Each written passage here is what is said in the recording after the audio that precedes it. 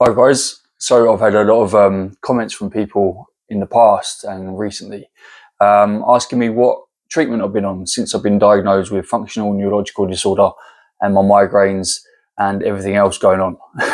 So I thought I'd do a short video on that to explain what the treatment plan I got was and how effective it's been and what I think of it all.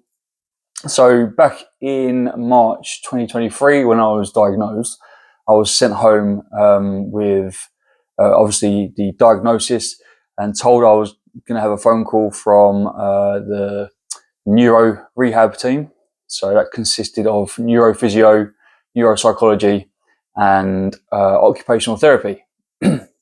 So first phone call I got was for the neurophysio, and that was pretty quick afterwards.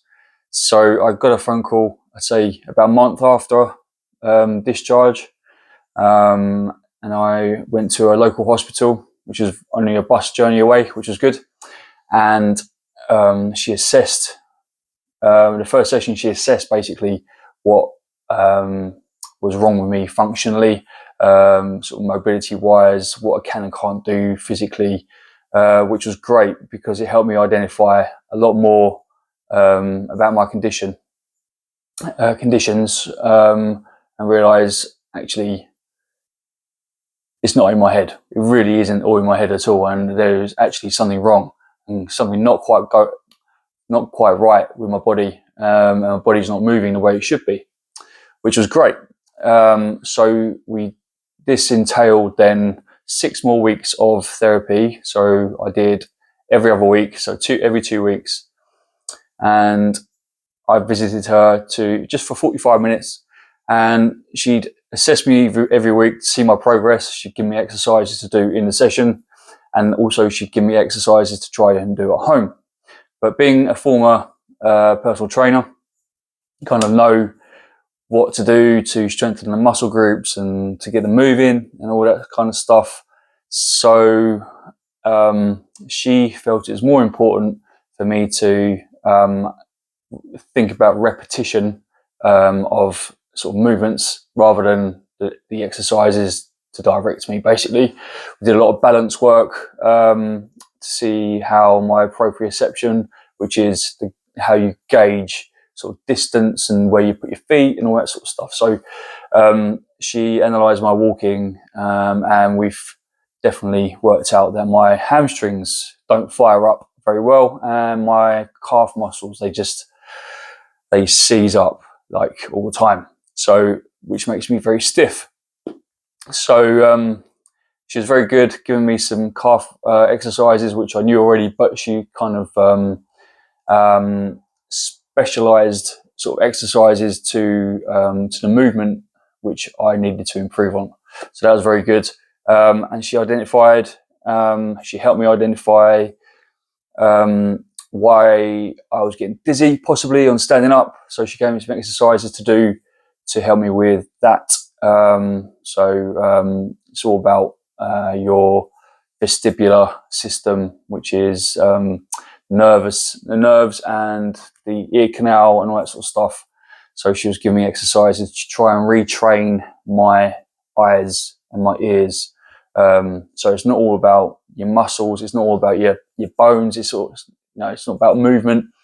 It's about other stuff as well. And she also helped me understand about how I was lying in bed, because I wake up in pain quite a bit, and she tried to help me analyse my sleeping pattern or my sleeping technique or how I used to sleep. Unfortunately, no, that hasn't worked because I think everyone likes to sleep in the same position and has a preferred way to sleep. So that hasn't worked too well. But so that was back in August last year. I had my first appointment. I had that for 6 weeks, and then I didn't see her again for another year. And I've just recently restarted that, and she remembered me and she wanted to take me back on, because obviously it's always good to know your clients and your patients, had to have that relationship.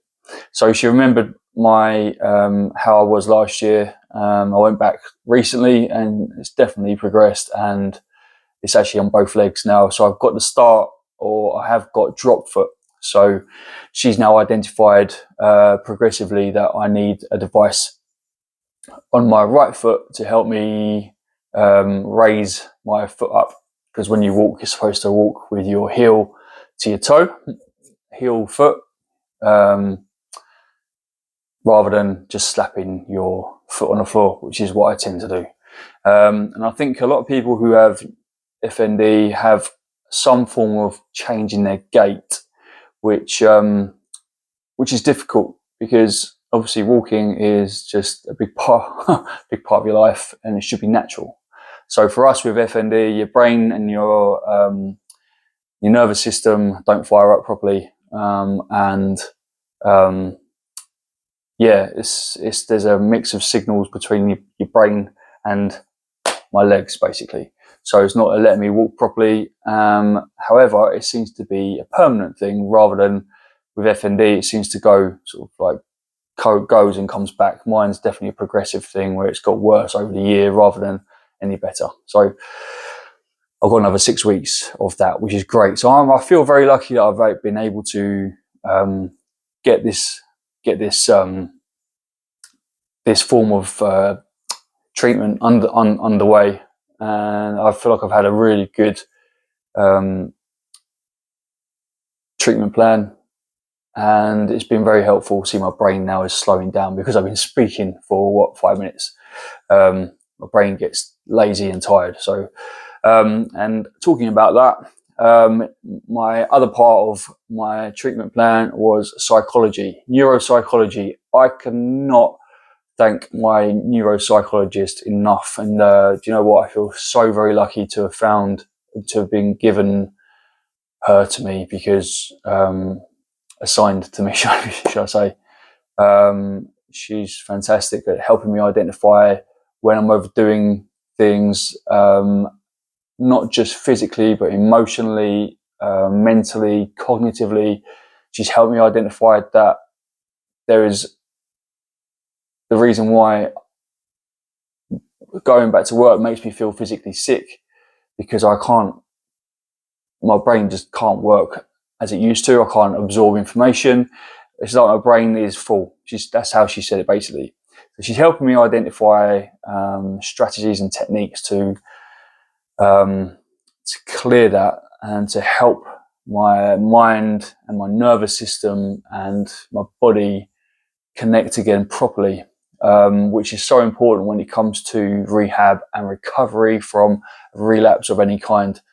Her main point for me was making time to pace myself, which for many people at the moment, especially in today's world, so hard to pace yourself, because you just don't know what's going to happen around the corner, and everyone's got busy lifestyles, kids, summer holidays, all that sort of stuff. But now that unfortunately my wife and I have separated for a few months now, I've had a bit more time to think about myself, and to give myself a bit of self-love, self-care, and to basically relax more on a day-to-day basis, which is very easily said than done.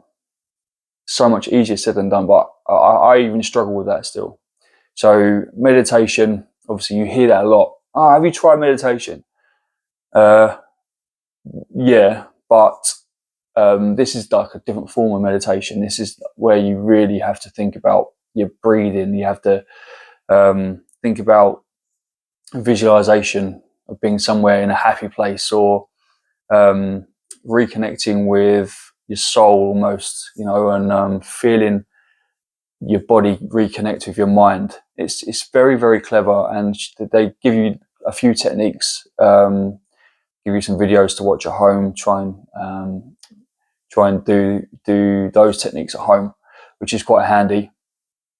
So she's also helped me with not so much my past, because that's not what a psychologist does. That's for a what am I saying? Edit this bit out. Yeah, she's also helped me with my mental health. So she's not a counsellor. So psychologists help you with day-to-day life, with how to manage your mental mindset, the way you're thinking, mind muscle connection, mind body connection, mind nervous system connection. It's all about that kind of treatment plan, rather than talking about your past and why you feel the way you do, and identifying whether you have PTSD or whatever. That's not her job, although she feels that she knows why what's happening to me has happened. So they're very clever, and it's very, very much worth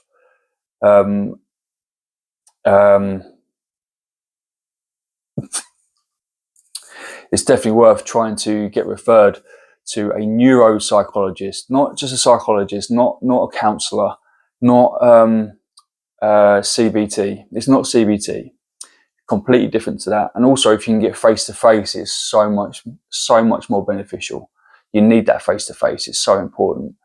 But I've heard some good things about the FND groups as well. I was speaking to a chap earlier today, who I'm in touch with through the FND Facebook group. He's recently going to King's College Hospital, and he's seeing an FND sort of support group, and he's been offered a device which monitors his activity level and helps him pace himself. And then also looks like there's going to be a new scan, which is going to be available for understanding FND a bit more. And it sounds like it's going to be a functional MRI. So it's actually like a live MRI scan, and it sort of looks at how the brain functions when you're awake. Sounds quite clever. Anyway, something for you guys to research, look into. But definitely, it's not available for everybody at the moment. I think they're just going through trials at the moment. So that was that. And then also I had occupational therapy. Now, occupational therapy isn't for everybody. It depends on your disability as you get discharged from hospital. You don't have to have it as soon as you get discharged. You can speak to your GP, you can speak to your medical team, and they can help you out with getting referred to occupational therapy, which take forever to get to you, but they do. So have patience, have faith, and they will come to your house. They'll come to assess your living standards, the way you live, your house, your accessibility, how you move about the house, how you function. One of the ladies who came asked me to make a cup of tea, and I was like, oh, okay, she wants a cup of tea. But really what she was doing was assessing my movement of how I get to the kitchen, how I stand in the kitchen, how I get the cup down out of the cupboard. Do I struggle? Do I hold a cup properly? Can I put a kettle on? Does the kettle come out of my hand? Do I pour the water into the cup properly? Does it spill anywhere? Have I got a risk of hurting myself or burning myself? Stuff like that. So it's very cleverly done, and you know what? I think we're very lucky to have this care, in the system. And I know not everybody gets it. Not everybody is lucky enough to be granted the care package when they leave, and they just get given a leaflet, which is just diabolical. And I know there are thousands of people who are up and down the country, around the world, hundreds of thousands of people who have been diagnosed with FND only the last few years, particularly since COVID and vaccines. So it's so I just feel very lucky to have been given the opportunity to have a go and be offered this treatment. It's not going to magically just disappear because you have this treatment. You've got to be positive going into it. You've got to want to go and have this treatment and want to make a difference to your body and want to recover. That's the main thing, is the recovery for us. See, my voice is going now because I'm talking. I get tired throat, tired voice. It's I think as a FND patient with chronic pain at the moment, with chronic anxiety issues, it's really important that I think you work as a community, you work together, you get ideas, you get advice off those who suffer with FND and any condition really. It doesn't even have to be FND, it can be any chronic condition, because the health team are there, the healthcare system's there, but when it comes to recovery, you need to want to recover. You need to look after your bodies, look after yourself. If you've got faith, if you believe in God, you have your faith. Turn to that a little bit more.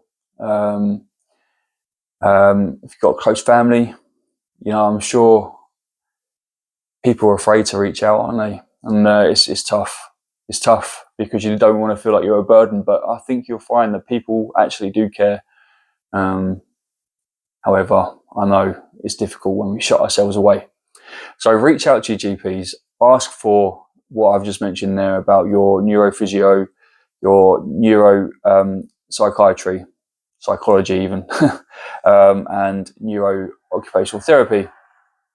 And if any of you have had it in the past, if you've had any different stories to me, then let me know in the comments. Make sure you subscribe and like, because I'm going to do a lot more videos going forwards. I think that these are essential for spreading awareness and helping others, but also having you guys mention your advice, your stories and your experiences in the comments also helps other people as well. So thank you for listening. Thanks for tuning in and subscribing. And I hope this video helped. Take care, guys.